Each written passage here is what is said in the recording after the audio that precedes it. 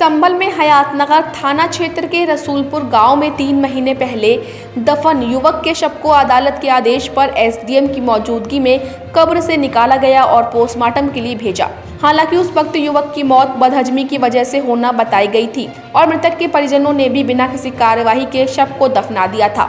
लेकिन बाद में मृतक के पिता ने हत्या की आशंका जताते हुए शव का पोस्टमार्टम कराने की कोर्ट में अर्जी लगाई थी, जिस पर कोर्ट के आदेश के बाद शव को कब्र से निकालकर पोस्टमार्टम के लिए भेजा गया है। इस दौरान एसडीएम रमेश बाबू और थाना हयातनगर प्रभारी निरीक्षक राजेश सोलंकी के साथ ही लेखपाल, पाकवाड़ा थाने के विवेचक क्राइम इंस्पेक्टर संदीप राज और मृतक के पिता की निगरानी में रसूलपुर गांव में बने कब्रिस्तान में दफन 22 वर्षीय निसार का शव निकाला गया।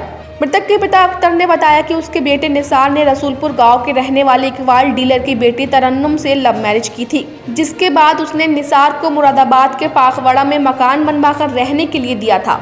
लेकिन कुछ समय बाद निसार गांव में आकर रहने लगा था। इस बीच बीती 12 मार्च को उसके बेटे की मौत हो गई, जिस पर उसकी पत्नी का कहना है कि निसार की मौत उल्टी दस्त होने की वजह से हुई है। लेकिन बाद में कहीं से जानकारी मिली कि उसके बेटे की हत्या की गई थी, जिसके बाद मृतक के पिता ने ससुराल पक्ष पर हत्या का आरोप लगाते हुए मुरादाबाद अदालत का दरवाजा खटखटाया और अपने बेटे के शव का पोस्टमार्टम कराने की मांग की थी। वहीं मृतक की पत्नी का कहना है कि जिस मकान को लेकर विवाद चल रहा है वह उसके पति ने बनवाया था। इसमें हमें शक था कि हमारा भाई मारा गया है। किस पे शक है आपको? अब ये तो पोस्टमास्टर ही बताएगा, ये तो बाद की बात है। क्या था पहले मामला? पहले मामला था जो भाई हमारा ठीक ठाक था, लेकिन रात को अचानक 9 बजे के बाद बात हुई और उसके बाद रात को 2 बजे फ़ोन आ गया कि ख़त्म हो गया।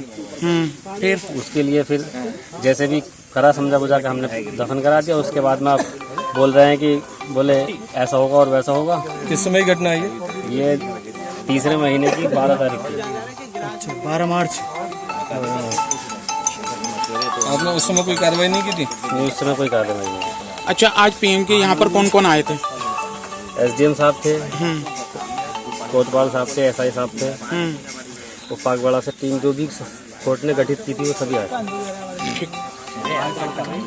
3 महीने पहले मेरे शोहर का इंतकाल हो गया था, तो उस टाइम पे उनका इंतकाल हुआ था 12 तारीख को।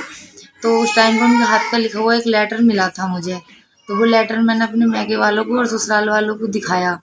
तो उस टाइम पे उन लोगों ने ना तो कोई कार्रवाई होती ना कुछ, मुझे इद्दत में बिठाल दिया गया। अब इद्दत के कुछ दिन बाद तो उनका रवैया सही रहा, फिर कुछ दिन बाद उनसे उन्होंने मुझे मारा पीटा, घर से निकाल दिया। अब घर से निकालने के बाद हम कुछ दिनों के बाद शादी के कुछ दिनों बाद आज़ाद नगर में रह लगे, हासमपुर चौराहा पाकवाड़ा थाना पाकवाड़े में जाके रह लगे। तो वहाँ पर करीब मेरे शोहर ने मकान बनाया था, करीब 6 साल हो गए मुझे उस मकान में रहते हुए। ये मेरे ससुराल वाले उस मकान को बेचना चाहते थे, तो मैंने उस मकान को रोका, तो इन लोगों ने मेरे खिलाफ झूठा मुकदमा 156(3) से डाल दिया मुकदमा। अच्छा, ये जो मकान की आप बात कर रही हैं, ये मकान कहाँ पर है? ये पाकबड़े में, हासमपुर चौराहा आज़ाद नगर थाना पाकबड़ा जी। वहाँ पे मैंने फिर क्या हुआ? उस टाइम पे मेरे शोहर पे पैन कार्ड ना था, पैन कार्ड ना होने के कारण मेरे बड़े वाले जेठ के नाम मकान करा दिया था। अब करीब 1 साल से मेरे शोहर कहते थे कि मेरा मकान मेरे नाम करो, तो ये टालम टूली करते थे कि आज नहीं कल, कल नहीं परसों। तो इस वजह से मेरे शोहर की तबीयत ख़राब रहने लगी, वो थोड़े परेशान से रहने लगे। अब उनकी हल्की फुल्की तबीयत ख़राब हुई और अचानक से उनकी मौत हो गई। अब उनकी मौत के बाद ये लोग मुझे ज़्यादा परेशान कर रहे हैं। ये लोग मुझे घर से निकालना है, यहाँ पर रहने न दे रहे, मारते हैं पीटते हैं और उल्टा ही मेरे खिलाफ, मेरा ही तो शोहर गया और मेरे खिलाफ इन्होंने मुकदमा डाल दिया। ये मेरा 6 साल का बच्चा है छोटा, मैं इस बच्चे को अपने को कहाँ लेके जाऊँ? अच्छा, मकान क्यों बेचा जा रहा है? उसमें तो आप रहती नहीं? उस मकान में मुझे 6 साल हो गए मकान को बना हुआ, और मुझे 6 साल से ही रहती आ रही हूँ मैं उस मकान में। ये चाहते हैं मैं उस मकान को बेच दूँ और अपने बच्चे को कहीं लेके चली जाऊँ यहाँ से। अब मैं इस बच्चे को लेके कहाँ जाऊँ अगर मेरा मकान ये लोग बेच देंगे तो? अब आप क्या चाहती हैं मकान के बारे में? मैं ये चाहती हूँ मेरा मकान मेरे बच्चों को और मुझे उस मकान में रह दिया जाए और मेरा मकान मुझे मिले, और मैं इंसाफ चाहती हूँ। ये जो झूठा मुकदमा मुझे फंसाया जा रहा है, इस झूठे मुकदमे की अच्छी जांच हो।